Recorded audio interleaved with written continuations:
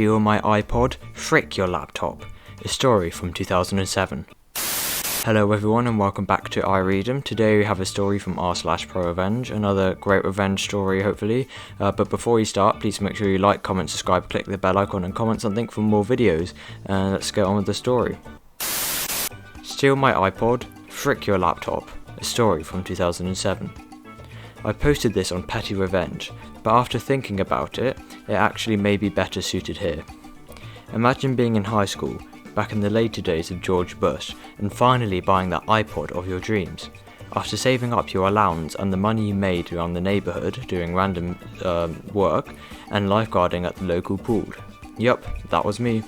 And I was that douchebag 14-year-old who would make sure you knew I had one of those better iPods, one that could play video. It was the latest Nano, if I remember right. Simpler times. But every story needs an antagonist.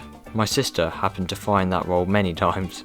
We are very close now, but back then it wasn't so rosy. She was a teenager as well and spent most of those years resenting me. If I had something nice, frick you for having that. I was quite protective of my precious iPod. She raised quite the storm when my parents refused to buy her one. Your brother saved his money, we didn't pay for it. We are not stopping you from buying one too if you save your money. That was their attitude to any luxury us kids wanted, even up to that time when buying a first car was on the table. We each had to buy our own. It built character and taught it respectively. Well, that iPod goes missing one day at home when I knew damn well I had left it charging at the family computer. I had left it unattended. My parents confirmed that they did not touch it, and all eyes were on my sister. I'll jump ahead here. As it turned out, she had indeed taken it, and one of her friends temporarily stored it until the heat was off of her. She knew my parents had essentially strip searched her. After this unravelled, one of my buddies saw her with the iPod at school several days later. It was time for payback. Okay, so initial thoughts on the story then. I mean, I know it's like siblings argue and stuff, but to steal your brother's iPod, isn't that a bit far? And also, why'd you get jealous over it when he saved up and worked for it? I mean, it said they were similar ages, so you could have had a job too and saved up for it. Just seems like, you know, not a nice thing to do, as the theme is with these stories, which is why, you know, you deserve revenge. But stealing it and then making your friend hide it from your own brother, I mean, that's quite far, isn't it? Back then, I liked to think of myself as a bona fide hacker. That's right, I knew all about batch files and how to open command prompt. Don't cross me, you have no idea what I'm capable of. Yeah, anyway, we don't talk about those dark days, but I actually did know enough to copy-paste some destructive commands into scripts using del and regdelete commands and the like. In the days of Windows XP, this would essentially require reinstalling the OS. I also was aware of a program called bat2exe, which could package your batch files and associated files it would call from the same directory into a normal exe file, and you could pick an icon to slap on that exe if you had the ICO file on hand. Okay, so I'm gonna guess that he's probably made some sort of virus or something that deletes everything on the computer but disguises it as like a normal thing like the browser or whatever. It doesn't take a genius, because as much as I thought I was one, I wasn't, to devise a plan here. I put a script together with the worst I could muster and gave it to the Internet Explorer icon. This went on to my sister's computer, which is an old Pentium M laptop which barely had enough to load MySpace at the time. My hacker abilities allowed me to log into the administrator account by booting into safe mode or something and simply replacing the iExplorer.exe main file with my science experiment. I believed I had to actually open the real Internet Explorer in parallel, so I could deny this more easily. Fast forward to the magical moment. She's home from colour guard practice and is ready for an evening full of webcam photos that use every mid-2000 effects ever created. But before she can upload them, disaster!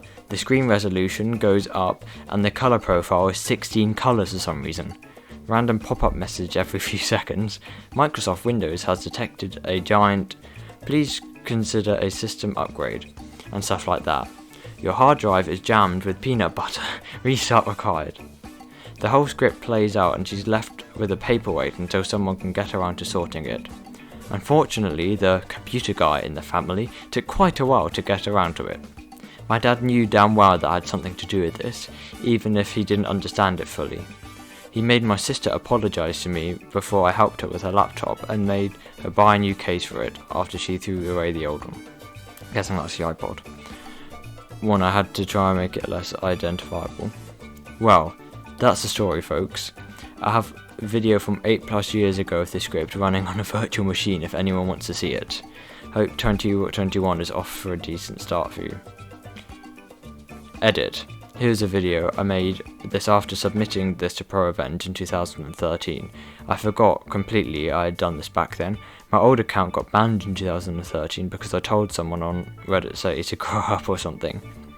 This version used the Chrome icon, and I remember tweaking it a little so it would execute most of the payload on reboot. I had uploaded it at one point after some people requested a copy.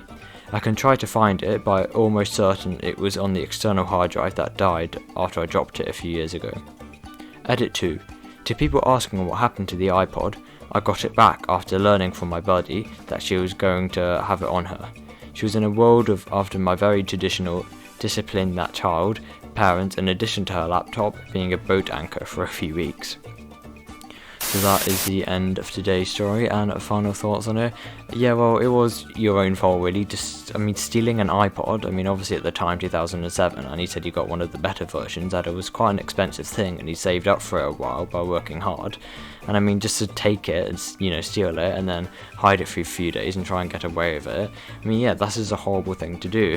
Yes, like I said earlier, siblings fight and things, but that's just too far, and, you got the revenge that you deserved, and also it was pretty harmless revenge too. It was only a few weeks so you couldn't use a computer. It wasn't like he completely broke it. It was just a funny little, not really virus, but that kind of thing.